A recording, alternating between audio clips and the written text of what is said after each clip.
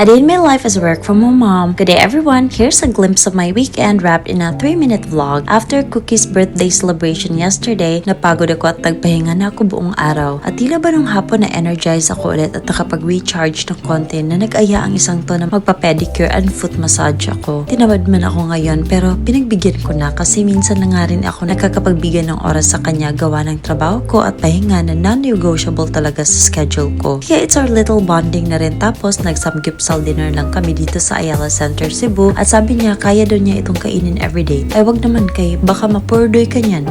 Wala rin kasing masyadong ganito sa Switzerland, kaya na-enjoy siya sa ganitong pagkain. Then after, there's always a room for dessert, so nag-order na rin ako ng paborito kong pistachio yogurt ice cream with fruits. And then checked some items sa Zara, but hindi ko nagustuhan yung mga napili ko, and there I found a really lovely dress na na-inlove ako sa unang kita ko pa lang. Pero pagkita ko sa presyo na pa step back ako eh. Pero heto ay na-spoiled naman ako at binili na rin ng partner ko. Nasa point pa lang talaga ako na hindi gumagastos ng ganito kamahal na dress kasi practical nga rin ako, pero itong isang to, walang paki sa gastos. It was worth going out na rin, and the next day, I just had to fry the remaining dynamite and lumpia na ginawa ko last Saturday for our brunch. And we ate the leftover food na rin para hindi masayang. We still have caprese and the egg salad sandwich for our brunch and had 4 Seasons juice. Just a little bit of everything and enjoyed our brunch. Later in the afternoon, nagnap lang ako after ko nagtupi ng damit habang isang to, nag-deep cleaning na sa aking money-making space, ang aking kusina. Tinulungan na niya ako sa gawaing bahay, so I was productive today, and also nag-replace na rin ako ng bed sheets and pillowcases sa kwarto ni Jeff. Mop the floor as well while siya na rin ang nag-load sa laundry. Sabi ko hindi na ako aalis ngayon kasi work na naman ako mamaya. And then it's been a while na hindi ako nakagamit nitong oil diffuser, humidifier, so I used it again to freshen the air again dito sa bahay and went to the kitchen to prepare for dinner. For tonight, ang naisipan kong gawin ay ang chicken sotanghon. Tamang-tama at may mga gulay ako dito na pasok sa ingredients, and I just had Jeff go to the store to buy sotanghon na nasa kapitbahay lang rin naman namin.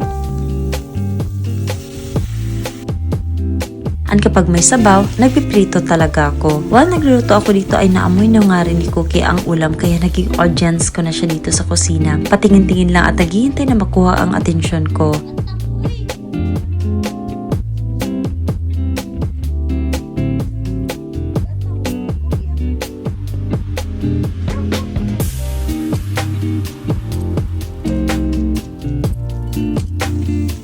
Maluto na idiretso ko ng hinanda ang pagkain, at nagpasalamat na nga rin itong isang to kasi na-appreciate daw niya ang effort ko sa pagluluto. Aba, hindi niya alam pinagkikitaan ko to, kaya nag-e-effort talaga ako magluto eh. After dinner, I portioned the mozzarella block that we bought. I grated some at yung iba sliced into little blocks para gawin kong mozzarella sticks next time. Naging busy na rin siya maghanda ng kape ko at with a twist pa kasi nilagyan niya ng pistachio and whipped cream. I really appreciated the effort, and after that, I went to work. So ayun lang muna, and thank you so much for watching. Bye!